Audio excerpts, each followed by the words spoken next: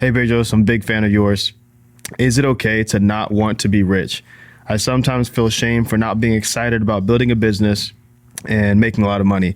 I would rather make 70,000 to 100,000 and spend more time with my family and spend the extra time developing myself. What are your thoughts on that?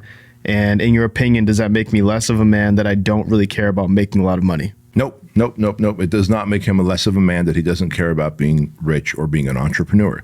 What I do care about is that if he's going to make $60, $70, $80,000 a year at a job, at a career, definitely know how to manage your money. In other words, you don't get high off of Instagram when you see people rocking the bling, the vehicles, the fancy clothes and things like that, because that could eat away at your $70,000, $80,000 like this. Mm-hmm. So if you want to spend more time with your family and you are working a job that's making you 60, 70, 80,000 a year, like budget accordingly. Eat more at home, buy large quantities of food and meal prep, right? Maybe you're not flying first class and staying at extravagant hotels, but that doesn't mean that you can't go on a vacation in a car or even take a plane ride somewhere and just stay not exactly at the most ideal destination, but close to the most ideal destination, and that's okay. I've got a good friend, Chanta. I've talked about Chanta on this show a lot. I was just with Chanta a couple weeks ago, and here's what his life looks like.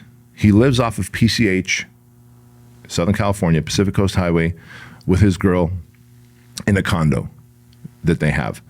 That condo is small, 1 bedroom, small kitchen, small living area. He wakes up when the sun hits him in the face. He checks the surf report on Surfline, and he'll either go surfing, or if the waves aren't right, he'll go fishing. From there, he'll go work out in the gym, and then he'll work on, he has no job. He will buy the Sprinter vans. Is that Mercedes, Ed, who makes the Sprinter? Yeah, he'll buy Mercedes Sprinter vans, like the most recent one he has, because he brought it out here to Chino Hills when we hung out at Roscoe's. It's a Sprinter van. It's a 2007 Sprinter van. He bought it for $30-some-odd thousand. He'll spend about $2,000 on fixing up that Sprinter van and making it for glamping, mm-hmm. right? So a little kitchenette and stuff, because he does all the work himself. So he'll buy stuff from Amazon, he says, he'll fix it up and he'll sell it for $50,000. Mm-hmm. So if he buys a $30,000 Sprinter van that's a 2007, sells it for $50,000, put about $2,000 or $3,000 in it, I mean, the dude's making like $17,000 profit, right?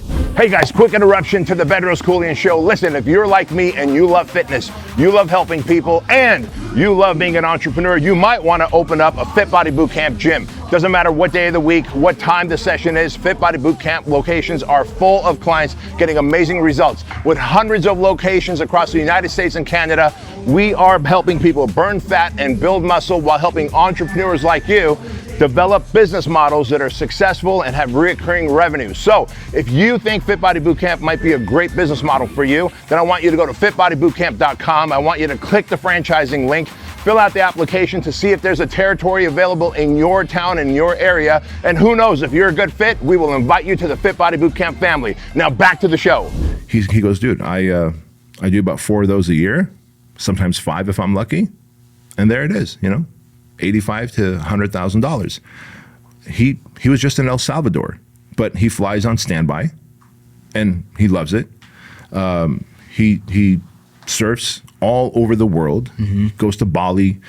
He's from Laos, so he's surfed all over the South Pacific. He's got a great life, but he budgets his money so well. He has a very simple life, and every time I see him, I'm like, Chanta, I'm jealous of your life. The only difference is I'm called to do this. Sure. I'm called to create big companies and serve massive amounts of people, but he is as happy as can be. He's not in debt. He manages money well. And as long as you're willing to do that, his daughter is becoming a pilot, Yuki, go Yuki, by the way. Right. And his son, who's 31 now, who's also his son's name is Andrew, just like my son's name, went to university, is an accountant, works for a big company. So he raised 2 amazing kids, has an awesome life, takes great care of his health. So he's not gonna, I don't know if he has medical insurance or not, health insurance. But part of the other thing is, if you have money, I'm not saying you should, it's okay to be reckless with your health, but if you have money, God forbid, if your health is suffering, you could find the best medical experts. Chanta has to stay healthier, more fit. He cares about what he eats. All of us should anyway, no matter how much money you make, because he has to focus on disease and sickness prevention. He doesn't have the luxury of getting sick. Now, he's got me. I'm like a brother to him, and I would, pay for anything for him. Like, I love that guy. And if I called him up and I said, Chanta, I need you to show up. He goes, do I bring a shovel or a hammer? And how long are we doing this thing, whatever we're doing?